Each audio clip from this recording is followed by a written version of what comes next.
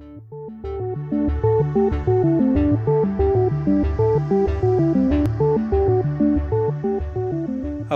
and welcome to RRI Explained, a Resbios podcast. It is the aim of the Resbios project to embed responsible research and innovation, or RRI, into 4 universities across Europe, in the hope of improving the interconnectivity between science research and society, with a particular focus on the biosciences. But what is RRI exactly? Well, hopefully we can find out together. Today we are joined by Professor Dimitar Djilianov from the Agrobioinstitute in Bulgaria, who will be talking to us today about open science and open access in RRI.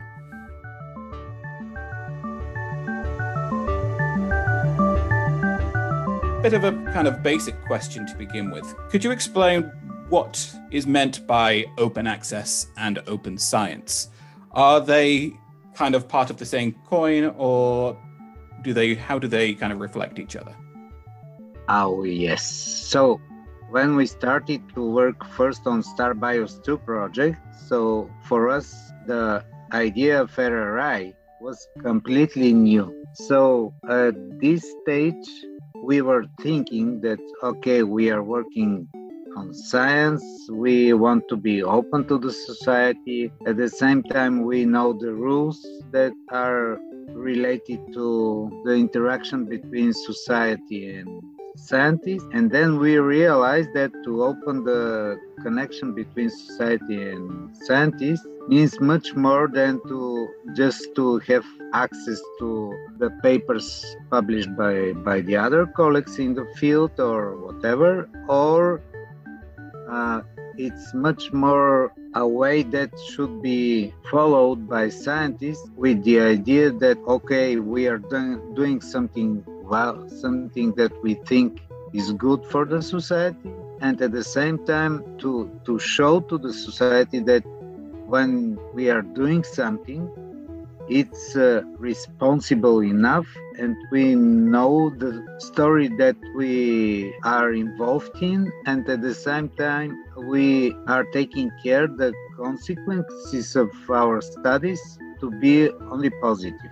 So in this respect, it was a kind of challenge for us, and as people that are involved already for more than 6 years in such RRI activities, we think that we already know much more about open science, and open science is a bigger term, and open access is a part of it.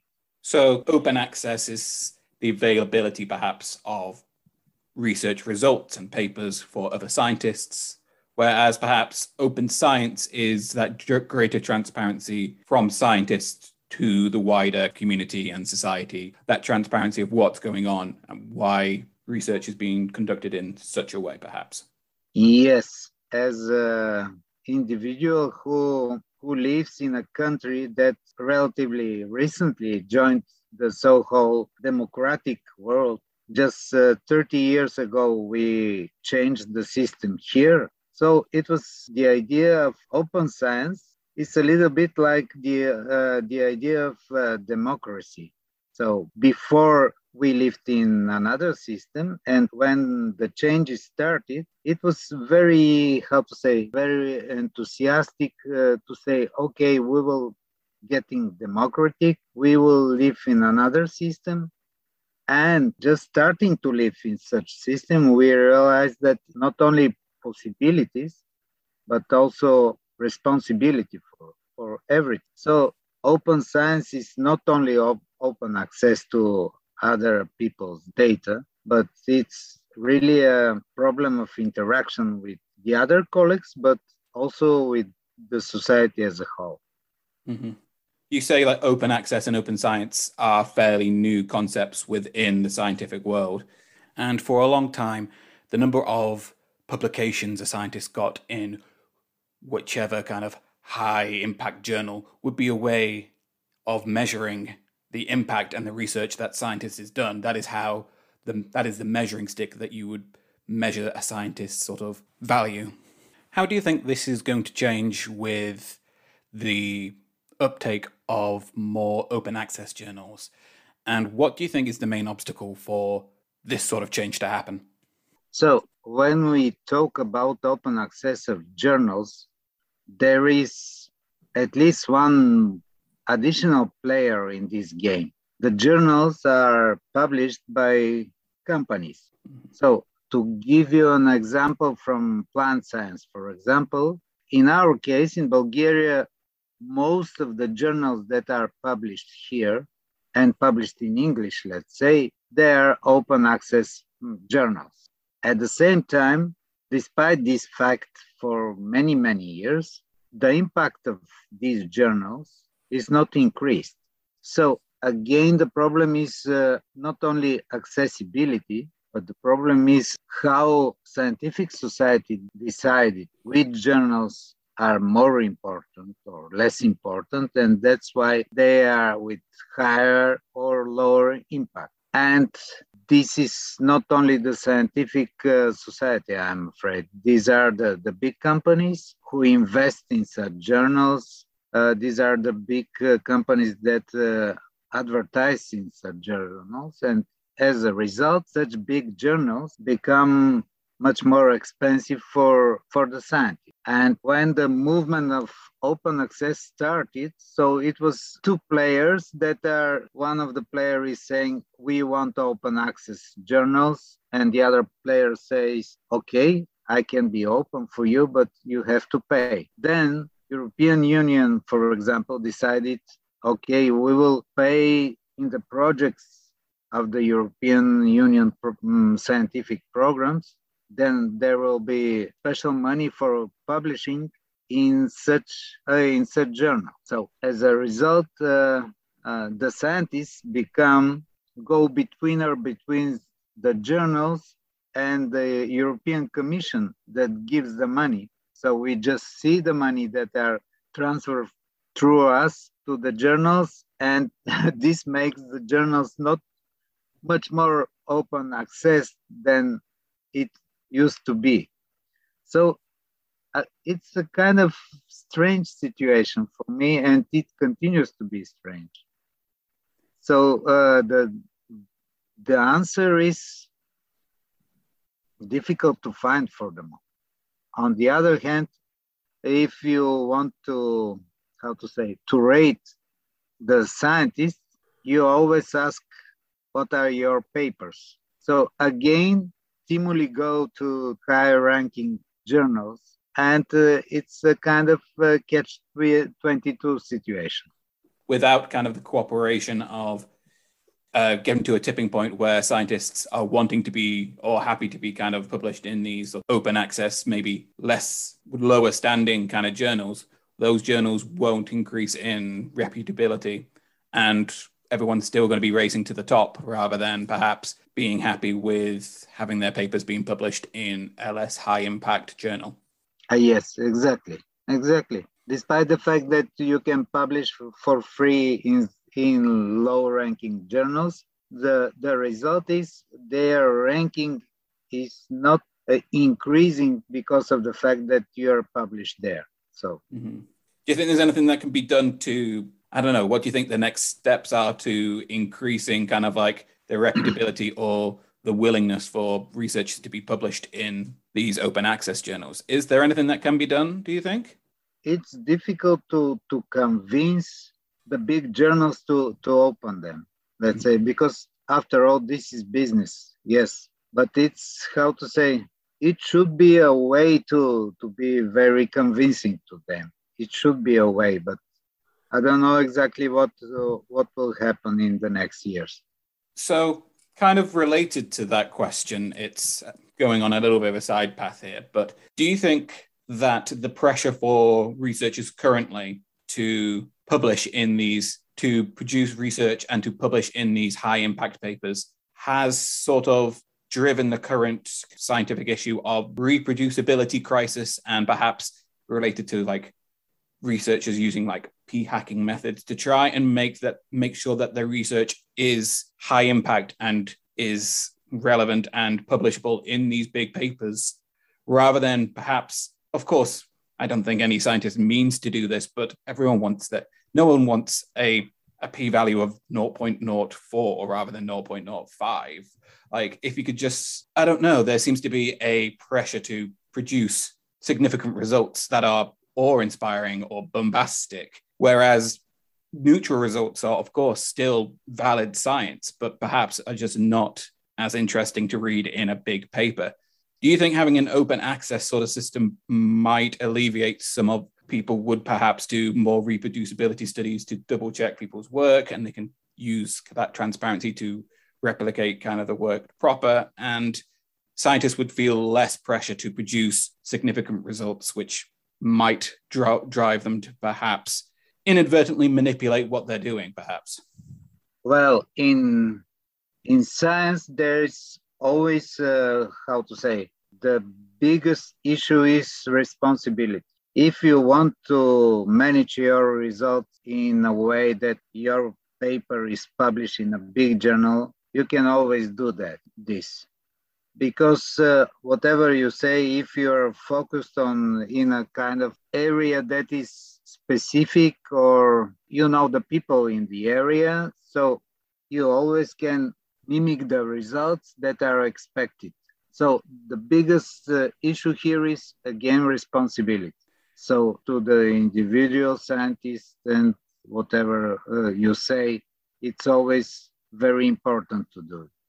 On the other hand, just the recent situation all over the world with the pandemic of COVID-19 brought us to the situation where a lot of papers appeared in the field. I'm not specialist in the field at all. I'm plant scientist, but I wonder how it happened that for a year or a year and a half, there were thousands and thousands of studies published, and I was informed by people in the area that these papers quite often are published even without reviewing them. So not sometimes, again, it is always important to be responsible to the research that you're doing.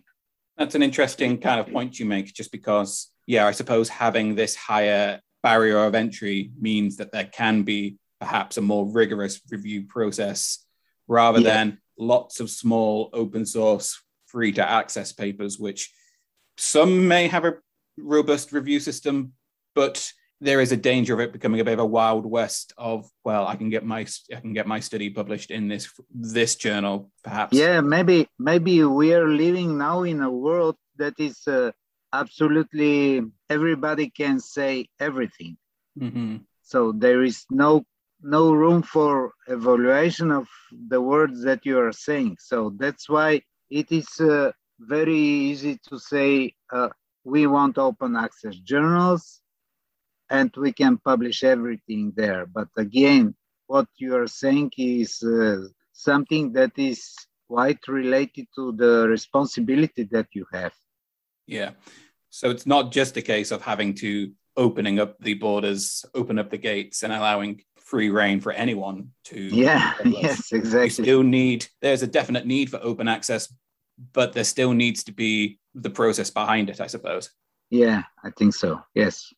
Just kind of going back to what you were saying about over the past year and a half with COVID, which of course has been a lot of research obviously done on the COVID vaccine and the virus in general. Do you feel that this has kind of produced a different attitude because going forward, working on policies, working with so many different stakeholders and different sort of areas of science, it's become the biosciences in general is very transdisciplinary when you're combining like perhaps climate change with microbiologists and that sort of thing. Just the umbrella of bioscience is so wide. Do you think having kind of like this free flow of information between research institutes will continue after the COVID pandemic? And do you think it will drive innovation? So it will kind of level the playing field for perhaps smaller countries with universities with perhaps less money that can pay for expensive subscriptions to papers, or perhaps even like backyard kind of like labs, which like small scale lab production teams that could be working on perhaps a COVID vaccine or something like that. Do you think that open access will continue to kind of fuel that innovation, do you think? So again, I'm not specialist in the field at all, but open access gave opportunity for a lot of scientists to be together on one point. This is good. And at the same time, it might increase the situation that the richer become more rich, let's say, and the countries that are underdeveloped become even worse situation. Because now it is much easier to point out that you have a good idea, and then it's much easier for you to realize that this idea could be, how to say, realized in a bigger lab than yours, and then you go there. So it's a little bit tricky situation. It's an interesting idea because, I was thinking of it just sort of like this shared resource of information where people can kind of dip in and out of it and do their own research in their own area. But but it also works the other way. If you are working in an open access system and you come up with a good idea, a bigger company might come along, see that good idea, and snipe it away from you with greater resources and greater funds. And the big companies end up still leading the charge with this sort of development rather than it being kind of like a grassroots bootstraps sort of operation. Yeah, but at the same time, we are talking here for, let's say, public science. When you go in a public science laboratory in the other country, you still are in the area of open science. But if you go to a big company, then open science disappears. You don't publish anymore. So what you're doing is completely different story. So one of the negative aspects of open science is that, let's say, public science goes in this field and the private science doesn't go there, which is a little bit also tricky to say, because the people from companies, it's not that important for them to publish. So again, it's are the benefits for the society. Yeah. Of course, society receives a kind of results from the studies in the private companies, a big result, of course, but it's there is a price for this. How do you feel that having a more open science society and greater links between the work that researchers are done and the society, news outlets, information online, do you think that will cause a greater level of trust within kind of like science in the media? I don't know. I'd like to think that, but I feel there might be a slight danger of, as you say before, if there's lots of different kind of journals with perhaps less vigorous review, it could still muddy the waters about fake science or fake news. I was just wondering what your thoughts were on that. Again, the COVID-19 situation brought the fact that there is a big float of data about the pandemic, and as a result, the society didn't develop enough focused knowledge about the disease. My country is a good example of the fact that we read a lot about the pandemic. At the same time, we are quite informed by various people, experts and non-experts. And the result is that percentage of the vaccinated people is quite low, despite the fact that we have vaccines for free, a lot of different types of vaccines. The society obviously doesn't believe in the fact that the experts that are talking of the importance of vaccination, they are talking the truth. It's really a long way to go from both sides. First, the scientists to show that, okay, we are responsible enough in doing something, and the society to start to believe to the scientists.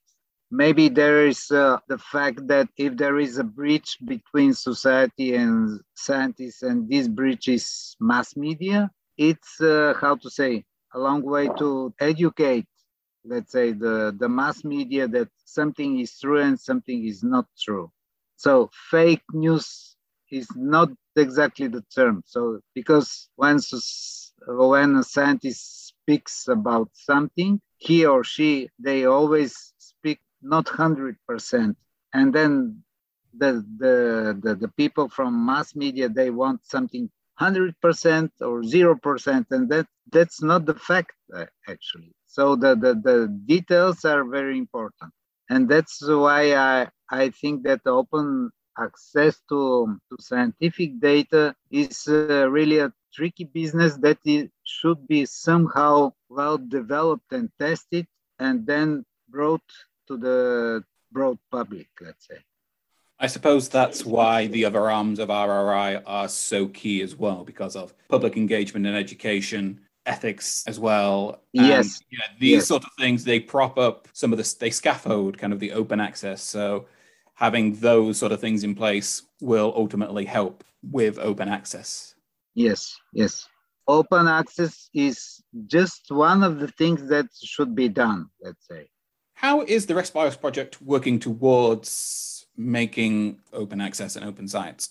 Obviously, the project is looking at RRI and biosciences, and open access is one of those pillars. But what is the project doing in regards to open access? And so when Resbios was established as a project, we were in the position that there are scientific institutions that were involved in Starbios 2 project and that were already a little bit ahead of the others in respect of RRI. And there are other scientific organizations, usually from other countries, that maybe perform very well established science, but at the same time, newcomers in the area of RRI. That's why we are so-called mentors and beginners in respect for RRI. And since we are working together with colleagues from other countries and institutions, for example, my group is working with people from Greece and Croatia, and we realized that the problems that we have with open access and open science are one and the same all over Europe. So the discussions that we took so far show that the problems are one and the same. And we have to find ways that are suitable not only for us, but also for the partners in the project. So it's interesting, and I don't think that we know more than the so-called beginners. On the opposite, we just share information about the situation in the respective countries, and we are kind of try to learn from their experience and they to learn from our experience. So it's exactly not how to say teaching them. No, it's how to say developing knowledge for both sides. so you're learning from each other, really. So the mentors Yes, exactly. have this experience, but it's only their experience, and you can go to another institute and just like, yes, that is interesting, but actually we would approach it in such and such a way. And together you can kind of produce a new approach from those two areas of experience. Yes, exactly. What's been the biggest challenge and the biggest opportunities for open access within the Resbios project? Oh, well, it's difficult to name something like a big challenge, opportunity, or how to say result so far. Mm-hmm. Maybe the big result of everything will be to develop something like a network of exchanging ideas between the partners in the project. Let's say, of course, the big challenge was the fact that it's difficult to meet face in face because of the pandemic situation. A lot of people have said that.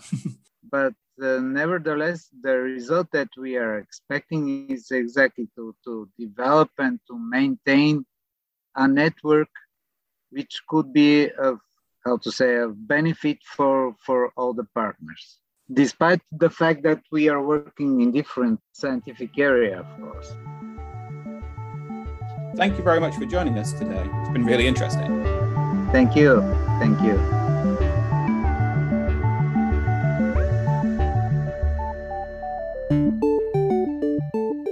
The Resbios project is funded by the EU with the grant number 872146. To learn more about the Resbios project and the other pillars of RRI, please go to resbios.eu.